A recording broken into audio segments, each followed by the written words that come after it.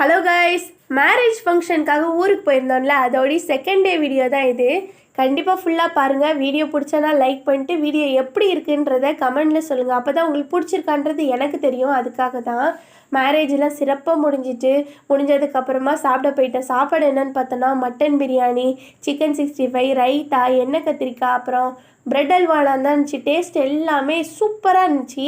வயிறு ஃபுல்லாக நிறைய மட்டன் பீஸ் வச்சு பிரியாணி சாப்பிட்டு முடிச்சுட்டு வெளியே பசங்களுக்கு ஐஸ்கிரீம்லாம் வாங்கி கொடுத்துட்டு அப்படியே மண்டபம் வெளியே வந்து பார்த்தேன்னா சீனரி செம்மையாக இருந்துச்சு. நிறைய பனைமரம், தண்ணி, காற்றுன்னு நல்லா இருந்துச்சு. உள்ளே பிரியாணி சாப்பிட்டுட்டு வெளியே இந்த திண்டில் வந்து இந்த காற்றுல உட்காந்துருக்கும்போது ஒரு ஃபீல் வந்துச்சு பாருங்களேன், சுகமாக இருந்துச்சு. என் பசங்களாம் இந்த திண்டு மேலே ஏறி ஓடிக்கிட்டு இருந்தாங்க, நான் ஒரு பக்கம் திட்டிக்கிட்டு இருந்தேன். அதுக்கப்புறமாட்டு அந்த தண்ணி இருக்குல்ல, அது ஆறோ குளமோலாம் இல்லை, மழை பெஞ்சி இந்த வெள்ளம்லாம் வந்துச்சுல்ல, அதில் காலி இடம் தான். இவ்வளோ மழை பெஞ்சதில் தான் இவ்வளோ தண்ணி இருக்குது அந்த காலி இடத்துல. அங்கே தான் இருந்து எல்லோரும் ஃபோட்டோஸ்லாம் எடுத்துகிட்டு இருந்தாங்க. நாங்களும் ஃபோட்டோ வீடியோலாம் எடுத்துகிட்டு அப்புறமா மணப்பாடி கிளம்பிட்டோம். காரில் தான் வந்தோம். மணப்பாடு வந்து அந்த மேலே இருந்து வீடியோ எடுக்க பார்த்தோன்னா கடல் அவ்வளோ பிரம்மாண்டமாக இருந்துச்சு, சூப்பராக இருந்துச்சு பார்க்க.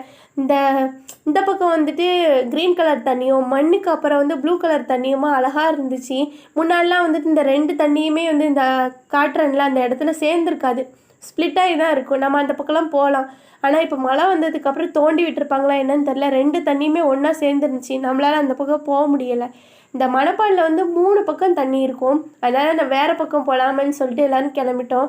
அப்படியே போகிற வழியில் வந்துட்டு நிறைய ஃபேமிலிஸ் எங்களை மாதிரி வந்திருந்தாங்க. நாங்களும் ஃபேமிலியோடையும் பசங்களோடையும் போய் நல்லா என்ஜாய் பண்ணோம். ஜாலியாக இருந்துச்சு ஊரில் இந்த வாட்டி. அப்புறம் கால்நடைக்கலாமன்னு போனோம். பசங்களும் தண்ணியில் வந்துட்டு நல்லா அலப்பறை பண்ணிகிட்டு இருந்தாங்க.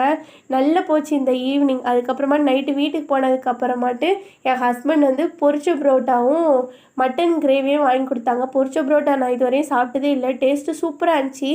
சாப்பிட்டு முடிச்சுட்டு தூங்கிட்டோம். நெக்ஸ்ட்டு 3rd டே வீடியோ வந்து அப்புறம் அப்லோட் பண்ணுறேன், கண்டிப்பாக பாருங்கள்.